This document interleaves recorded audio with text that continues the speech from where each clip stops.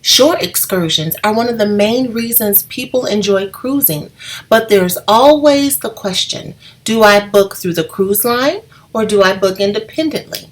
Well, this video is going to talk about the pros and cons of both, and then you decide what works best for you. So come on and let's talk about it.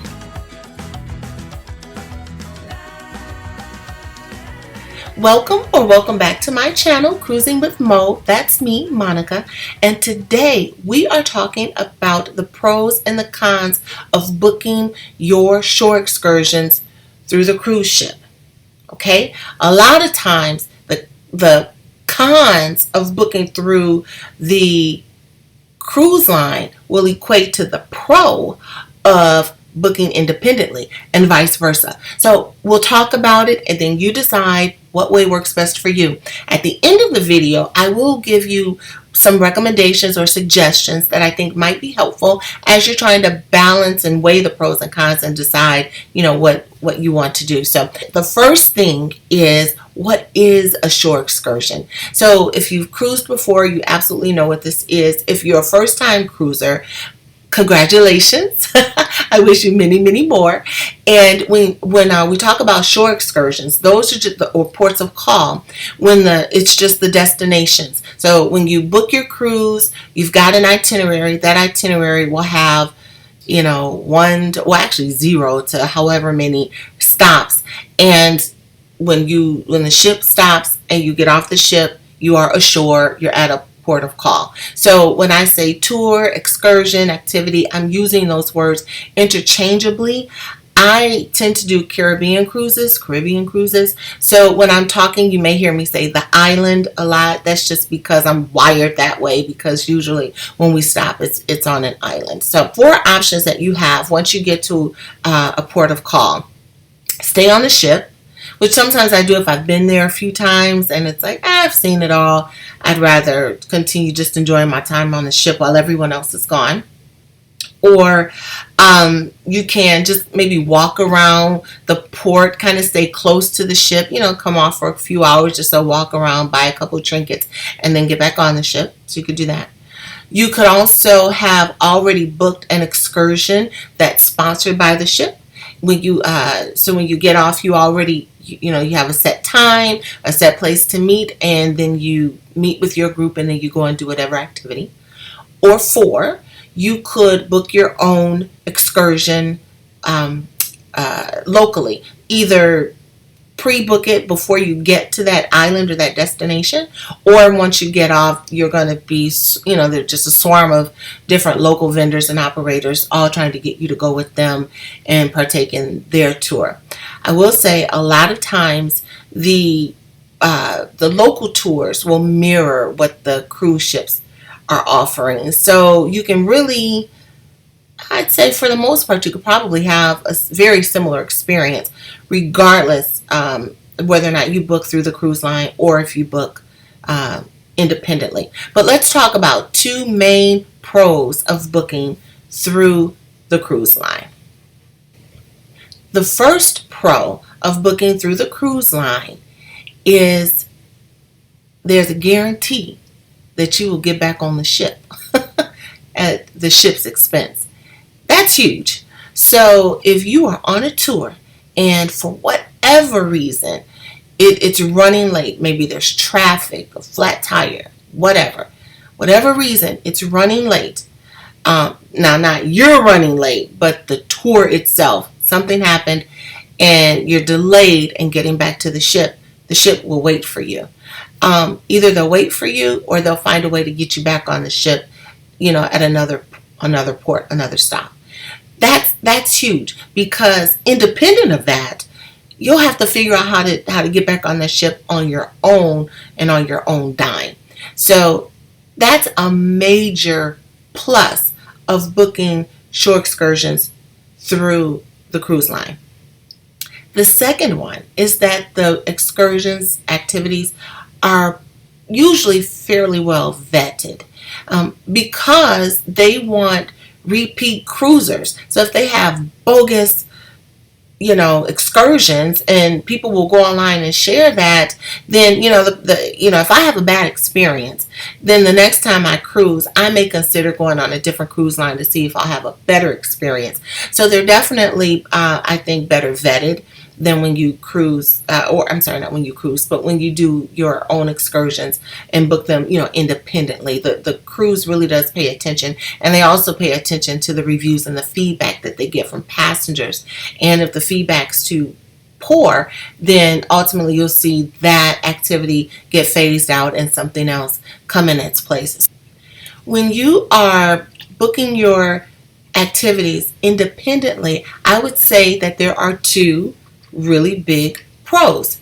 The first one is it'll usually be cheaper than if you were to book it through the cruise line. I mean, you can usually get a better deal. When you get to the port, you can typically even negotiate with the person. That's what they do. They barter. They want you to do it. You haggle. You go back and forth, and then you can usually get whatever price they said, which is usually cheaper than the cruise line. You can get that down even a little bit more. So that's a huge plus, I think. The other thing is you'll usually have more options. So I think I already said that or if I didn't say it, the cruise line and the independent tours, they're typically, you're going to be able to have a comparable experience. But when you book independently, there's usually going to be more variety. So I will leave a link or two in the description below. One is like TripAdvisor.com, where you can search your destination and different activities and things to do. And again, these might be things that the cruise ship doesn't even offer. So you may be able to build an even better cruising experience if you were to book on your own versus booking with through the ship. So that's what I would say are the pros. Now, the cons of booking independently, I would say, are big. That's it. I've still done it, but really the recourse. If you have a bad experience, you sometimes don't have a recourse to be able to address that experience. And then the other thing is, again, and it's a big one, and it's an inverse of a pro for booking through the cruise line. And it's if for whatever reason you don't make it back in time before you set sail, you have to figure out how to get back on the ship on your own. So, I mean, I think those are two really big ones. But I will share with you when it still could really make sense to book independently and save a couple dollars. And then the other issue that could be, other thing that could be an issue, I should say, is payment. So a lot of times you're dealing in different currency, and if you're using your debit card, something can happen and tie up your money, or you're in a dispute, or more money is taken than should be. And then we kind of go back to the recourse scenario. Your recourse is, might be limited in what you can do to try and get your money back. So those are definitely some major things to think about when it comes to booking through the cruise line or on your own. Before I share the recommendations, though, I think these recommendations will help you. I do want to say, if you find the video helpful, please like it and subscribe to the channel. It really does help me as I build and grow my channel. And I hope to bring more content like this every week, just to share, things that I think can help you have, like I said before, a really great cruising experience. So let's get on to the recommendations. I say that there's a place and time for both ways. I would say if you are doing something that's high level of exertion or activity, if you're, zip lining or scuba diving or ATVing or something that's really active where the risk factor is kind of up there, I would suggest booking through the cruise. You do want to have some kind of security, just knowing that the the cruise, or I'm sorry, the excursion has been well vetted. I think that that's valuable. If you're doing something like, a 1 hour, like you've got 5 hours at port and you're doing a 1 hour city tour, do it locally. You'll save money, like with a bus tour or a trolley tour or something like that. Just do it, do it locally. Save a couple of dollars. Make sure you're back at the port with an hour or so at least to spare before it's time to get back on the ship. And that's probably, you'll save money. You'll still have a good time. Same with beach tours. If you are, going to spend the day at the beach and the beach is 15 minutes away, just do it locally. But if you're doing the day at the beach, but the beach that you're going to is an hour away, then book it through the cruise ship.